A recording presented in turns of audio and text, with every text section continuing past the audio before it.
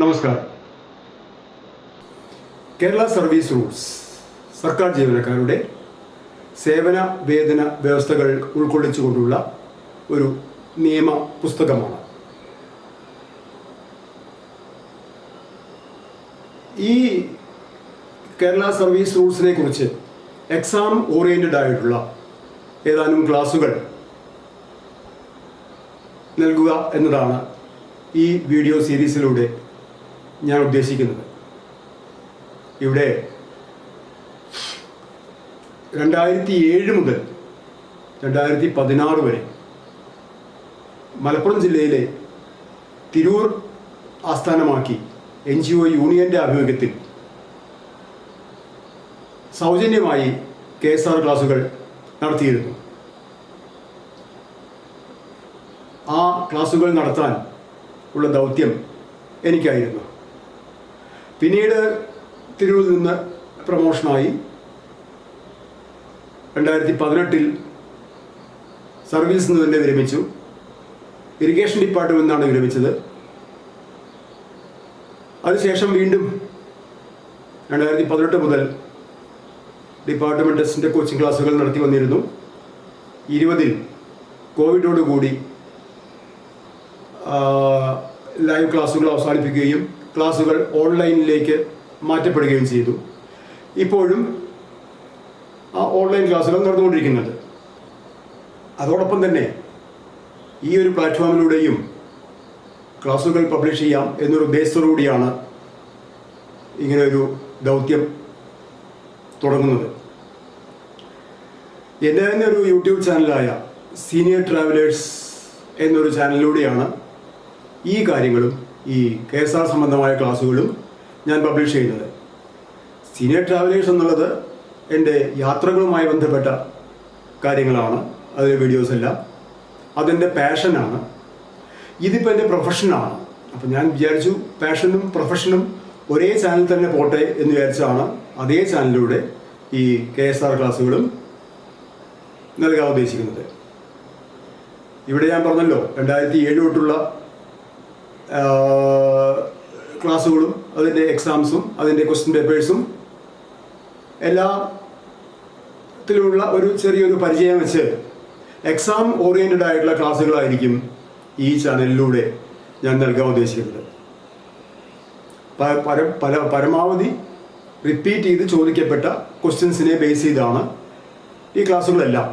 ടെക്സ്റ്റിലെ KSR ടെസ്റ്റിലെ ഓരോ വരികളും ഓരോ വാചകങ്ങളും അതേപടി ആവർത്തിക്കുന്ന ഒരു ക്ലാസ് ആയിരിക്കില്ല ഇത്. അതിൽ നിന്ന് വിഭിന്നമായി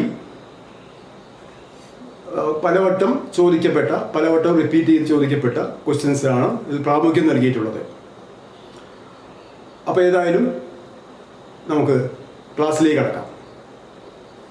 കേരള സർവീസ് റൂൾസ് 3 പാർട്ടായിട്ട് ഡിവൈഡ് ചെയ്തിട്ടുണ്ട്. കേരള സർവീസ് റൂൾസിനെ പാർട്ട് 1, പാർട്ട് 2, പാർട്ട് 3. പാർട്ട് 1 എന്നുള്ളത് common service conditions, pay fixation, leave, increment, joining time, foreign service, combination of appointments, ഇത്രയും ഭാഗങ്ങളാണ് പാർട്ട് 1-ലുള്ളത്. ഇത് ഓരോന്നും ഓരോ ചാപ്റ്ററായിട്ട് നമ്മൾ ഡിസ്കസ് ചെയ്യും. ഇതെല്ലാം ചേർന്നതാണ് പാർട്ട് 1, ഒന്നാം ഭാഗം. രണ്ടാം ഭാഗം എന്ന് പറഞ്ഞാൽ ട്രാവലിംഗ് അലവൻസുമായി ബന്ധപ്പെട്ട് മാത്രം, ട്രാവലിംഗ് അലവൻസ് TA, ട്രാവലിംഗ് അലവൻസുമായി ബന്ധപ്പെട്ട് എന്താണ് ട്രാവലിംഗ് അലവൻസ്, എന്താണ് ഡീറ്റെയിൽസ് ഒക്കെ നമ്മൾ ആ ചാപ്റ്ററിൽ വിശദമായി പഠിക്കും. ഇപ്പോൾ അത് ഡീറ്റെയിൽസ് പോകണില്ല. ഏതായാലും അതാണ് പാർട്ട് 2 എന്ന് പറഞ്ഞാൽ. Part 2 deals with travelling allowance. And part 3 പെൻഷനാണ്. പെൻഷനുമായി ബന്ധപ്പെട്ട കാര്യങ്ങൾ. സ്റ്റാറ്റ്യൂട്ടറി പെൻഷനാണ്. ഇപ്പോൾ 1/4/2013 ശേഷം സർവീസിൽ കയറിയവർക്ക് സ്റ്റാറ്റ്യൂട്ടറി പെൻഷൻ അല്ല, അവർക്ക് നാഷണൽ പെൻഷൻ സ്കീമാണ്. അതുമായി ബന്ധപ്പെട്ട നിയമങ്ങളല്ല അത് ഇവിടെ പഠിക്കുന്നത്. സ്റ്റാറ്റ്യൂട്ടറി പെൻഷനുമായി ബന്ധപ്പെട്ട നിയമങ്ങളാണ് പെൻഷൻ എന്ന ഭാഗത്ത് നമ്മൾ പ്രതിപാദിക്കുന്നത്. അപ്പോൾ അങ്ങനെയാണ് 3 പാർട്ടുകൾ. അപ്പോൾ ഇതിൽ പുസ്തകങ്ങൾ എങ്ങനെയാണ്? 2 വോളിയമാണ് പുസ്തകങ്ങൾ. Volume 1, volume 2. വോളിയം 1 എന്ന് പറഞ്ഞാൽ പാർട്ട് 1 and 2 കൂടി ചേർന്നതാണ് വോളിയം 1. വോളിയം 1 എന്ന് പറഞ്ഞാൽ പാർട്ട് 1ഉം 2ഉം ആ ബുക്കിലുണ്ടാവും. വോളിയം 2 ആണ് പെൻഷൻ പാർട്ട് 3. പാർട്ട് 3 എന്നാണ് വോളിയം 2ൽ പ്രതിപാദിക്കുന്നത്, പെൻഷൻ മാത്രം. അതാണ് 2 വോളിയമാണ്. പുസ്തകത്തിൻ്റെ രൂപത്തിൽ പറയുകയാണെങ്കിൽ 2 വോളിയമാണ്. പാർട്ടുകളുടെ രൂപത്തിൽ പറയുകയാണെങ്കിൽ 3 പാർട്ടുകളാണ് KSR. ഇതിൽ പാർട്ട് 1 and 2 എന്ന് പറഞ്ഞാൽ general conditions, pay fixation, increment, അങ്ങനെ പോകുന്ന കുറേ ചാപ്റ്റേഴ്സ് ഉണ്ടല്ലോ. അതും TA-യും 1 and 2 അത് came into force with effect from November 1st of 1959. 1959 part 1 and 2 നിലവിൽ വന്നത്. പലപ്പോഴും ചോദിച്ചിട്ടുള്ള ക്വസ്റ്റ്യൻ ആണ്. Part 1 and 2 came into force from, അങ്ങനെ ചോദിച്ചിട്ടുണ്ട്. ചില part 3 came into force from അങ്ങനെ ചോദിച്ചിട്ടുണ്ട്. അപ്പോൾ നിങ്ങൾ നോട്ട് ചെയ്യേണ്ട പോയിന്റ്സ് ആണ്.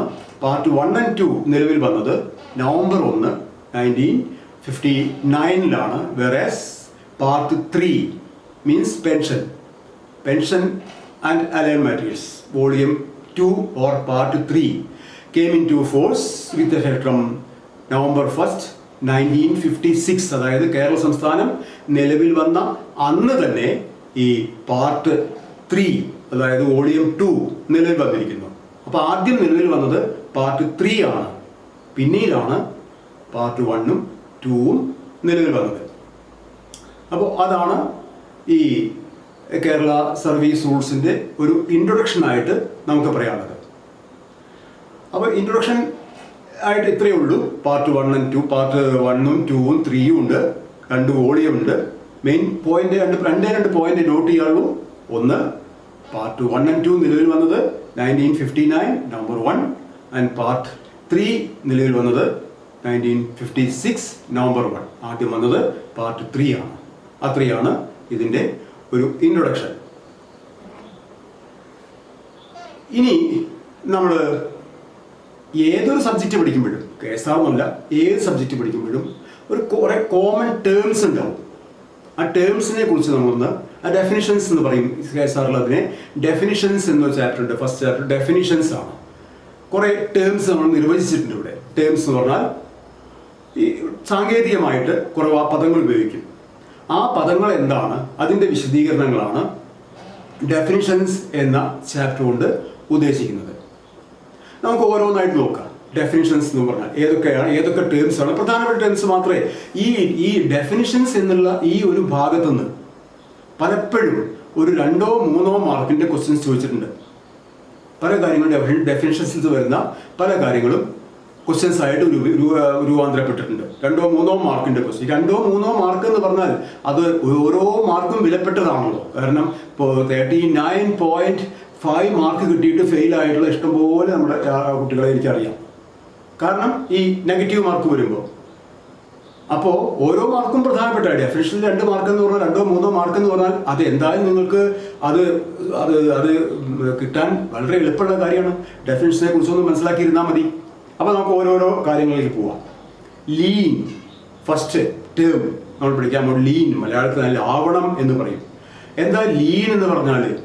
ലീൻ എന്ന് പറഞ്ഞാൽ the right of an officer to continue in a substantive post. Substantive post എന്താണ്, ഒഫീഷ്യേറ്റിംഗ് പോസ്റ്റ് എന്താണ്, നമുക്ക് വിശദീകരിക്കാം. ഇപ്പോൾ ലീനിൻ്റെ ഡെഫിനിഷൻ എന്ന് പറഞ്ഞാൽ it is the right of an officer to continue in a post. ഒരു പോസ്റ്റിൽ ഒരു നിങ്ങളുടെ ഒരു തസ്തികയിൽ തുടരാനുള്ള ഒരു ഓഫീസറുടെ അവകാശത്തിനെയാണ് ലാവണം അഥവാ ലീൻ എന്ന് പറയുന്നത്. ലീൻ എന്ന് പറഞ്ഞാൽ right of an officer to continue in a post. അപ്പം അങ്ങനെ വരുമ്പോൾ ഈ ലീനും ഓഫീസറും തമ്മിൽ ബന്ധമുണ്ട്. എന്താ അത്? ഒരു ഓഫീസർക്ക് ഒരൊറ്റ ലീനേ ഉണ്ടാവുള്ളൂ. ഒരു ലീനിൽ ഒന്നിൽ കൂടുതൽ ഓഫീസേഴ്സിന് അധികാരവും ഉണ്ടാവില്ല. അതായത് ഡെഫിനിഷൻ രൂപത്തിൽ പറയുകയാണെങ്കിൽ there is no lien to an officer in 2 different posts. ഒരു ഓഫീസർക്ക് 2 വ്യത്യസ്ത പോസ്റ്റുകളിലായിട്ട് ലീൻ നൽകില്ല. അതുപോലെ തന്നെ there is no lien for 2 officers in a same post. ഒരേ പോസ്റ്റിൽ ഒന്നിൽ കൂടുതൽ ഓഫീസേഴ്സിന് ലീൻ. അത് ലോക്ക് ആൻഡ് കീ മെക്കാനിസം പോലെയാണത്. ഒരു ലോക്ക് ആൻഡ് കീ മെക്കാനിസം.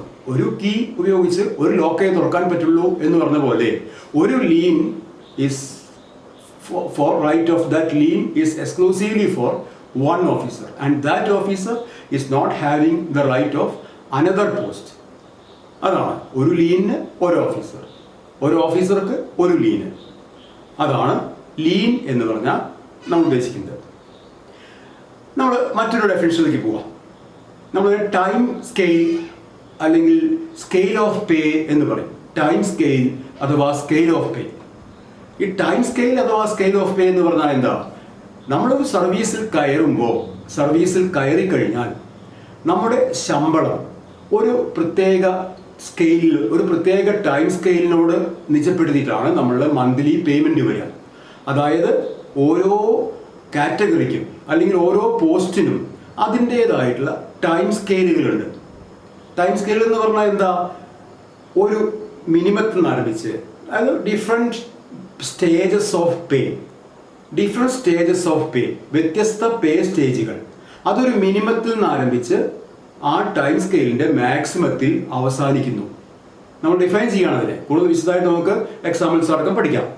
ഇപ്പോൾ ടൈം സ്കെയിൽ എന്ന് പറഞ്ഞാൽ it is A series of different stages of pay, വ്യത്യസ്ത പേ സ്റ്റേജുകളുടെ ഒരു ശ്രേണി.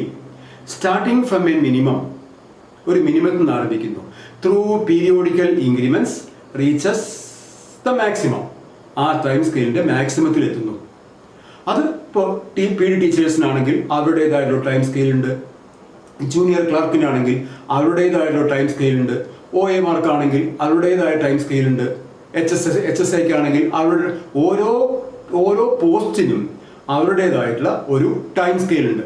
എന്ന് പറഞ്ഞാൽ എല്ലാ പോസ്റ്റുകൾക്കും വ്യത്യസ്തങ്ങളായ ടൈം സ്കെയിൽ അല്ലല്ലത്. അതുകൊണ്ട് പിന്നെ പറയാം, ഒരു ടൈം സ്കെയിൽ എന്ന് പറഞ്ഞാൽ ഉദ്ദേശിക്കുന്നത് is A series of different stages of pay starting from A minimum and reaches A maximum. അങ്ങനെ എത്ര ടൈം സ്കെയിലുണ്ട്? ഇപ്പോൾ 11ാം ശമ്പള കമ്മീഷൻ, ഇപ്പോൾ 11ാം ശമ്പള കമ്മീഷനാണ് ഇപ്പോൾ നടന്നുകൊണ്ടിരിക്കുന്നത്.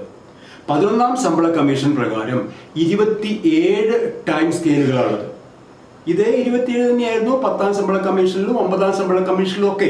ആ ടൈം സ്കെയിലുകൾ റിവൈസ് ചെയ്യാന്നല്ലാതെ പുതിയ ടൈം സ്കെയിൽ ആഡ് ചെയ്തിട്ടില്ല. കുറേ വർഷങ്ങളായിട്ട്, കുറേ പേരിവിഷൻ ഉത്തരവുകളായിട്ട് പുതിയ ടൈം സ്കെയിലുകളൊന്നും ആഡ് ചെയ്തിട്ടില്ല. 27 വ്യത്യസ്തങ്ങളായ ടൈം സ്കെയിലുകളാണിത്. ഇപ്പോഴത്തെ ടൈം സ്കെയിലിൻ്റെ ആരംഭം, അതായത് ഏറ്റവും മിനിമം 23,000 ആണ്. ഒന്നാമത്തെ ടൈം സ്കെയിലിൻ്റെ ഇപ്പോഴത്തെ 11ാം ശമ്പള കമ്മീഷൻ പ്രകാരമുള്ള ഒന്നാമത്തെ ടൈം സ്കെയിലിൻ്റെ ഫസ്റ്റ് സ്റ്റേജ് എന്ന് പറഞ്ഞാൽ അതിൻ്റെ മിനിമം 23,000. അതായത് അതിൻ്റെ ബേസിക് ക്വസ്റ്റ്യൻ വന്നിട്ടുണ്ട്. The minimum basic pay of A government servant as per 11th pay revision order is എത്രയാ? 23,000 ആണ്. 23,000 രൂപയാണ് മിനിമം പേ. ഇന്ന് ഒരു സർക്കാർ ജീവനക്കാരൻ്റെ ഏറ്റവും താഴ്ന്ന ബേസിക് പേ 23,000 ആണ്. കാരണം അതാണ് ഫസ്റ്റ് ടൈം സ്കെയിലിൻ്റെ സ്റ്റാർട്ടിങ്. അതോടൊപ്പം ചേർത്ത് പറയേണ്ടതാണ് 27ാമത്തെ ടൈം സ്കെയിലിൻ്റെ ലാസ്റ്റ്, 27ാമത്തെ ലാസ്റ്റ് ടൈം സ്കെയിൽ, അതിൻ്റെ ലാസ്റ്റ് സ്റ്റേജ്, അതിൻ്റെ ഹയസ്റ്റ് സ്റ്റേജ് 1,66,800 ആണ്. 1,66,800. അതായത് 11th പേ റിവിഷൻ പ്രകാരം ഒരു സർക്കാർ ജീവനക്കാരൻ വാങ്ങിക്കുന്ന മാക്സിമം ബേസിക് പേ എന്ന് പറഞ്ഞാൽ 1,66,800.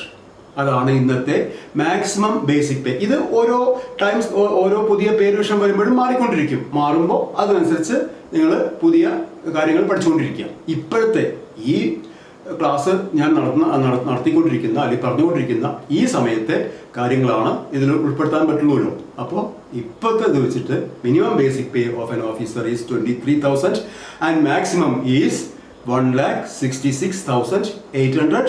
And now the number of time scales. How many time scales are there here?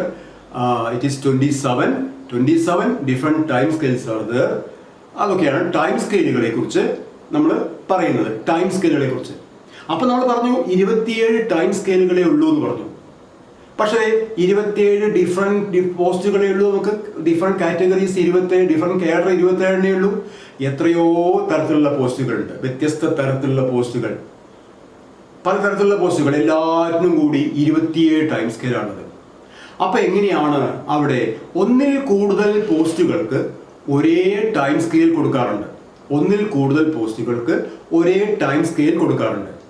ഈ ഒരേ ടൈം സ്കെയിൽ കൊടുക്കുന്ന പോസ്റ്റുകളുടെ പ്രത്യേകതകൾക്കനുസരിച്ച് ടൈം സ്കെയിലുകളെ നമ്മൾ ഐഡന്റിക്കൽ ടൈം സ്കെയിൽ എന്നും ഈക്വൽ ടൈം സ്കെയിൽ എന്നും അഥവാ സെയിം ടൈം സ്കെയിൽ അല്ലെങ്കിൽ ഈക്വൽ ടൈം, രണ്ടും ഒന്നാണ്. സെയിം ടൈം സ്കെയിൽ അഥവാ ഈക്വൽ ടൈം സ്കെയിൽ അതൊരു വിഭാഗം, രണ്ടാമത്തത് ഐഡന്റിക്കൽ ടൈം സ്കെയിൽ. ഇങ്ങനെ രണ്ട് വിധത്തിൽ ഈ ടൈം സ്കെയിലുകളെ നമ്മൾ മാറ്റിയിട്ടുണ്ട്. കാരണം 27 ടൈം സ്കെയിലുള്ളൂ. 27 ടൈം സ്കെയിൽ വെച്ച് നമുക്ക് ഓരോ കാറ്റഗറിക്കും ഓരോ പ്രത്യേകം ടൈം സ്കെയിൽ കൊടുക്കാനില്ല. 27 നമ്മുടെ കയ്യിലുള്ളൂ. അപ്പൊ എന്ത് ചെയ്യും? ഒന്നിൽ കൂടുതൽ കാറ്റഗറികൾക്ക് ഒരേ ടൈം സ്കെയിൽ കൊടുക്കേണ്ടി വരും. അങ്ങനെ കൊടുക്കുമ്പോൾ ആ പോസ്റ്റുകളുടെ തമ്മിലുള്ള ബന്ധത്തിനനുസരിച്ച് ഐഡന്റിക്കൽ ടൈം സ്കെയിൽ എന്നും ഈക്വൽ ടൈം സ്കെയിൽ എന്നും രണ്ടാക്കി അതിനെ തിരിച്ചിട്ടുണ്ട്. നമുക്ക് ആദ്യം എന്താണ് ഐഡന്റിക്കൽ ടൈം സ്കെയിൽ നോക്കാം. രണ്ട് പോസ്റ്റുകൾക്ക് സെയിം ഒരേ ടൈം സ്കെയിലാണ്. അതെപ്പോഴാ ഐഡന്റിക്കൽ ടൈം സ്കെയിൽ എന്ന ഡെഫിനിഷനിൽ വരിക?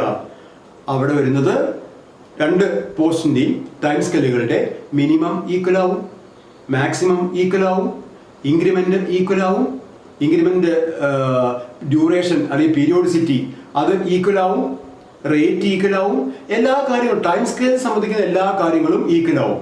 അതേസമയം no resemblances are there between the duties and responsibilities of those two posts. ആ രണ്ട് പോസ്റ്റുകൾ തമ്മിൽ ഡ്യൂട്ടീസ് ആൻഡ് റെസ്പോൺസിബിലിറ്റീസ് തമ്മിൽ ഒരു ബന്ധം ഉണ്ടാവില്ല.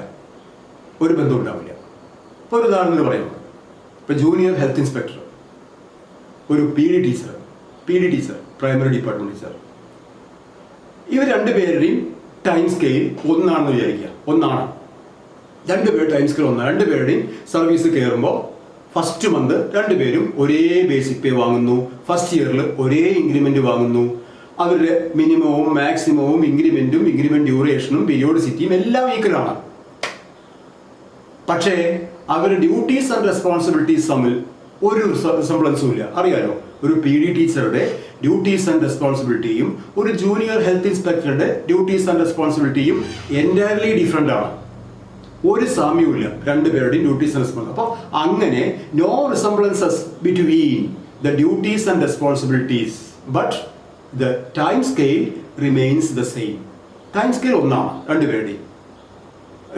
ഡ്യൂട്ടീസ് ആൻഡ് റെസ്പോൺസിബിലിറ്റീസ് തമ്മിൽ ഒരു റിസംബ്ലൻസും ഇല്ല.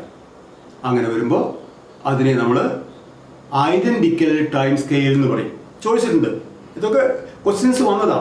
ഞാൻ പറഞ്ഞില്ല, ഞാൻ ഇതിൽ ഉൾപ്പെടുത്തിയിട്ടുള്ളത് എല്ലാ കാര്യങ്ങളും അതേപടി പകർത്തി വെച്ചിട്ടില്ല.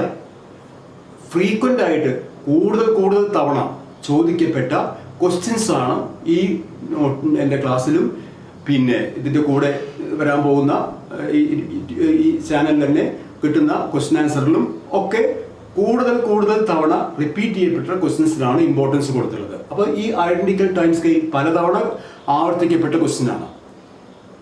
എന്താ ഐഡന്റിക്കൽ ടൈം സ്കെയിൽ എന്ന് പറഞ്ഞാൽ എന്തൊക്കെയാണ്?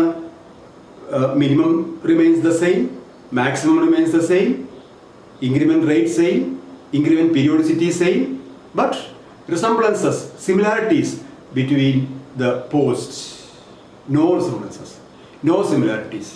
അങ്ങനെയാണെങ്കിൽ അത് ഐഡന്റിക്കൽ. അപ്പോൾ അതിന് കുറച്ചുകൂടി വിരുദ്ധമാണ് അടുത്ത ഏത്? Equal or same time scale. Equal or same time scale, അവിടെ ഈ ഐഡന്റിക്കൽ ടൈം സ്കെയിൽ പറഞ്ഞതൊക്കെ നിലനിൽക്കുന്നുണ്ട്. ഏത്? മിനിമം ഈക്വലാണ്, മാക്സിമം ഈക്വലാണ്, ഇൻക്രിമെന്റ് റേറ്റ് ഈക്വലാണ്, എല്ലാം ഈക്വലാണ്. അതോടൊപ്പം ഒരു കാര്യം കൂടി ഈക്വൽ എന്ന് പറയാൻ പറ്റില്ല, some resemblances are seen between the duties and responsibilities also. അങ്ങനെ വന്നാൽ അതെന്തായി? അത് same time scale or equal time scale എന്ന് പറഞ്ഞു. എന്താ പറഞ്ഞ? Same time scale or equal time scale. എങ്ങനെ വരുമ്പോൾ? If some peripheral resemblances are seen between the duties and responsibilities of the two officers of the two post. apart from the time scale similarities, as we see in identical time scale, there are some resemblances between the duties and responsibilities. Some resemblances. എല്ലാം equal അല്ല, എല്ലാം equal ആയ ഒരേ post ആയില്ലേ. Some resemblances are there between their duties and responsibilities. അതൊരു example പറയുകയാണെങ്കിൽ വെറുതെ നോക്കുക. അപ്പോൾ district treasury officer, district supply officer, ഒരു ജില്ലാ സപ്ലൈ ഓഫീസറും ജില്ലാ ട്രഷറി ഓഫീസറും രണ്ടുപേരുടെയും ടൈം സ്കെയിൽ ഒന്നാണ്, ഒരേ ടൈം സ്കെയിലാണ്. അതോടൊപ്പം തന്നെ രണ്ടുപേരുടെയും duties and responsibilities, if you observe closely, we can see some peripheral resemblances between the duties and responsibilities of those two officers. എന്തൊക്കെയാണത്? Both are having the capacity to take disciplinary actions against their subordinates. Both are having the financial capacity to pass the loans and advances of their subordinates. അങ്ങനെ ചില എന്താ പറയുക, and both are having the administrative capacity for the transfer and posting of their subordinates. അപ്പോൾ ഇതൊക്കെ അവർ തമ്മിലുള്ള similarities ആണ്.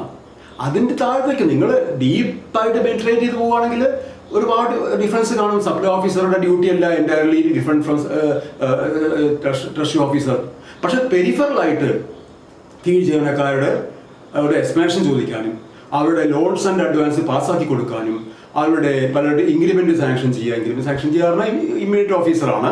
അതുപോലെ അവരുടെ ട്രാൻസ്ഫർ ആൻഡ് പോസ്റ്റിംഗ് നടത്തി കൊടുക്കാനും ഇങ്ങനെയുള്ള കാര്യങ്ങളൊക്കെ രണ്ടു കൂട്ടരും ചെയ്യുന്നുണ്ട്.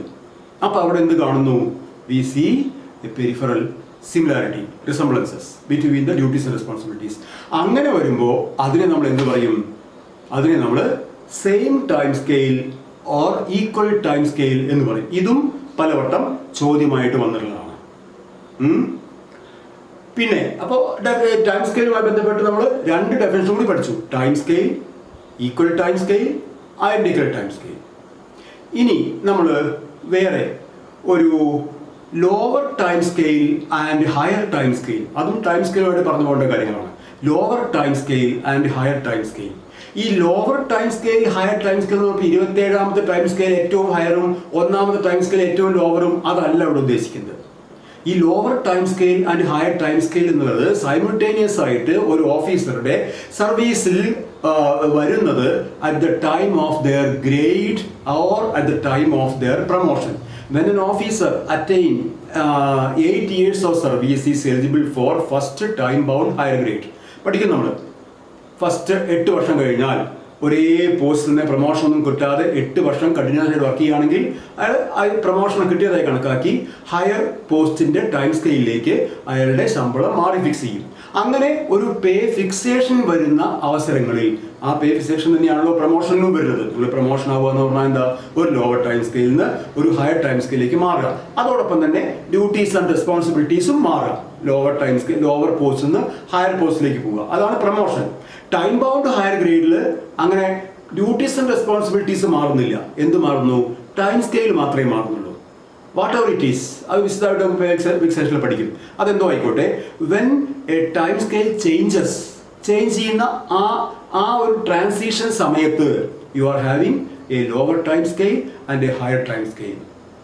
അതായത് നിങ്ങൾക്കിപ്പോൾ ഇന്ന് നിങ്ങൾക്ക് 8 വർഷം സർവീസ് പൂർത്തിയാകുന്നു, അല്ലെങ്കിൽ ഇന്ന് നിങ്ങൾ പ്രൊമോഷൻ കിട്ടി, നിങ്ങളുടെ പേ ഹയർ ടൈം സ്കെയിലിലേക്ക് മാറ്റി ഫിക്സ് ചെയ്യണം. ആ സമയത്ത് മാത്രം the time scale based on which you were drawing your salary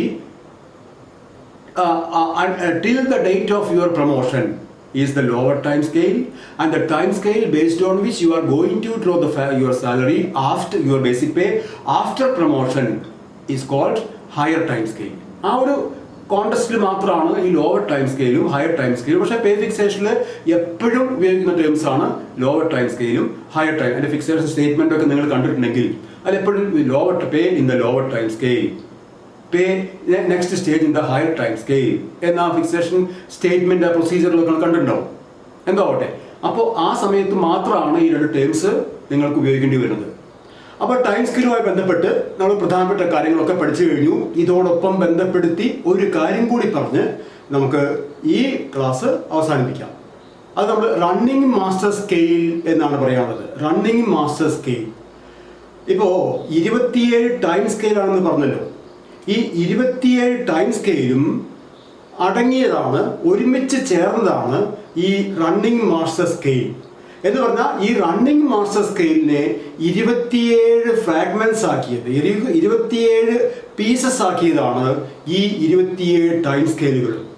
അപ്പൊ റണ്ണിങ് മാസ്റ്റർ സ്കെയിൽ അത് ആരംഭിക്കുന്നത് ഒന്നാമത്തെ ടൈം സ്കെയിലിന്റെ മിനിമം ആയിട്ടുള്ള 23,000 നിന്നും ആണെങ്കിൽ അത് അവസാനിക്കുന്നത് ഇന്ന് കേരള സംസ്ഥാന ജീവനക്കാർ വാങ്ങിക്കുന്ന എല്ലാ സ്റ്റേജസ് ഓഫ് ബേസിക് പേയും കടന്ന് അവസാനത്തെ ബേസിക് പേ ആയ 1,66,800 അവസാനിക്കുന്നു.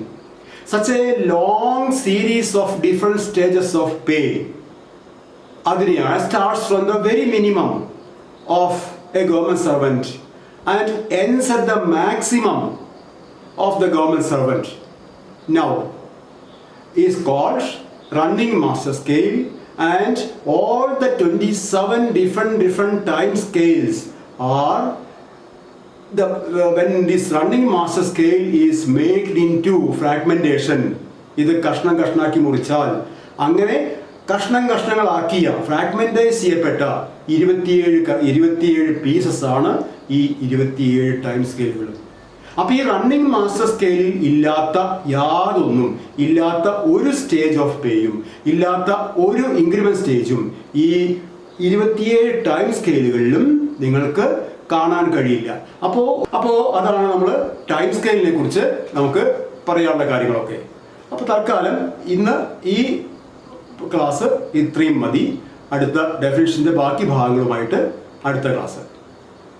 Okay, thank you. അപ്പോൾ നിങ്ങൾക്ക് ഈ ക്ലാസ്സിൽ ഇതുമായി ബന്ധപ്പെട്ട എന്തെങ്കിലും ഡൗട്ട്സ് ഉണ്ടെങ്കിൽ നിങ്ങൾക്ക് ഇതിൻ്റെ കമൻറ്റ് ബോക്സിൽ എഴുതി ചോദിക്കാം. സമയത്തിനനുസരിച്ച് അതിന് ഞാൻ ഉത്തരം തരുന്നതായിരിക്കും. Okay, thank you.